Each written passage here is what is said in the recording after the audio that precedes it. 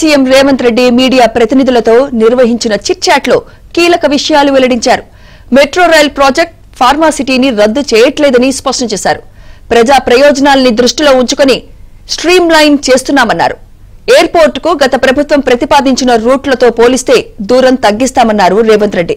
ఇక ఫార్మాసిటీని అంచెలంచెలుగా ring road, regional ring road మధ్య ప్రత్యేకంగా క్లస్టర్స్ ఏర్పాటు చేస్తామన్నారు.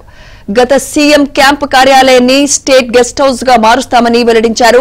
అలాగే తెలంగాణ యువతకు అవసరమైన స్కిల్స్ పెంచేందుకు ప్రత్యేక విశ్వవిద్యాలయాలు ఏర్పాటు చేస్తామని తెలిపారు.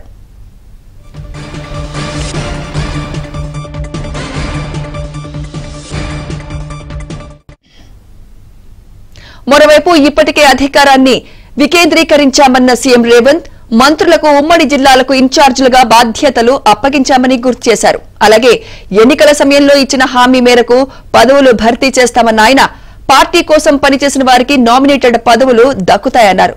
తనకు దగ్గర వాళ్లనో బంధువులనో పదవులు ఇచ్చేది లేదని తేల్చి చెప్పారు రేవంత్ రెడ్డి.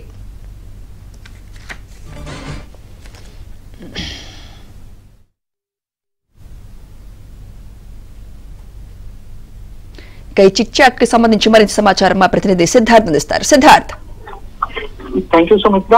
రేవంత్ రెడ్డి మీడియా ప్రతినిధులతో చిట్ చాట్ చేశారు. దాంట్లో పలు కీలకమైన విషయాలని చెప్పారు. ముఖ్యంగా ఈ మెట్రో గానీ ఫార్మాసిటీ గానీ రద్దు చేస్తున్నాము అని, ప్రభుత్వం రద్దు చేయబోతుంది అని వస్తున్నటువంటి వార్తల్లో నిజం లేదు. వాటిని స్ట్రీమ్ లైన్ చేస్తున్నామని చెప్పారు.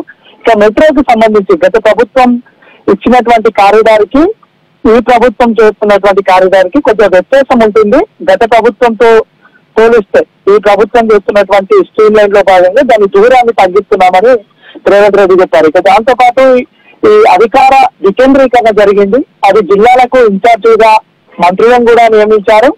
దాంతో పాటుగా గత ప్రభుత్వంలో అనేక అవకతవకలు జరిగాయి. మంత్రులకు కూడా స్వేచ్ఛ లేనటువంటి పరిస్థితి ఉంది. దాన్ని పూర్తిగా స్ట్రీమ్ లైన్ చేస్తున్నామని చెప్పారు. ఇక దాంతో పాటు ఇటు గతంలోని సీఎం క్యాంపు కార్యాలయాన్ని స్టేట్ గెస్ట్ హౌస్ గా మార్చుతున్నట్లు చెప్పారు.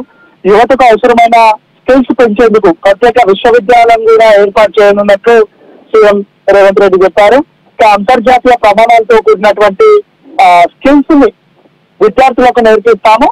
బయట కంపెనీలకు కావాల్సినటువంటి మ్యాన్ పవర్ ని ఇక్కడి నుంచి అంటే ప్రభుత్వం తరపు నుంచి అందించే విధంగా ఎంఓయూలు చేసుకుంటామని చెప్పారు.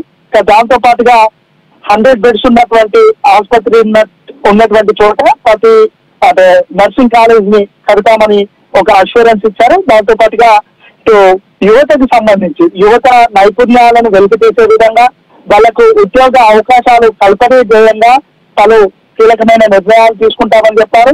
ఇక పార్టీ విషయానికి వస్తే 3వ తారీఖున గాంధీ భవన్ లో టీపీసీసీ విస్తృత స్థాయి సమావేశం ఉంటుంది. గతంలో ఎవరికైతే పార్టీ కోసం అష్యూరెన్స్ ఇచ్చి వాళ్ళకు వివిధ కార్పొరేషన్ చైర్మన్ కానీ లేదంటే వివిధ హామీలు ఇచ్చారో వాటన్నిటిని ఫుల్ఫిల్ చేస్తామని చెప్పారు. పార్టీ కోసం ఎవరైతే పనిచేశారో వాళ్ళకి ఖచ్చితంగా ప్రాధాన్యతనిస్తామని రేవంత్ రెడ్డి చెప్పారు.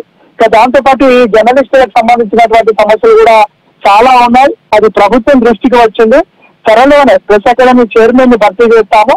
ఆ భర్తీ చేసినటువంటి నేపథ్యంలో ఆ భర్తీ చేసినటువంటి తర్వాత జర్నలిస్టులకు సంబంధించినటువంటి సమస్యలన్నిటినీ 100 రోజుల్లోనే నెరవేర్చుతాము. వాటిని ఒక సొల్యూషన్ ని తీసుకొస్తాము, ఫ్రూట్ఫుల్ కన్క్లూషన్ కి తీసుకొస్తామని చెప్పారు. ఇక సంస్కరణను తీసుకొచ్చి స్ట్రీమ్ లైన్ చేసే పనిలో ఉన్నాము. తన వద్ద ఎవరైనా సమస్యలకు సంబంధించి కానీ లేదంటే సజెషన్స్ ఇవ్వడానికి కానీ తన దగ్గరికి ఎప్పుడైనా రావచ్చు.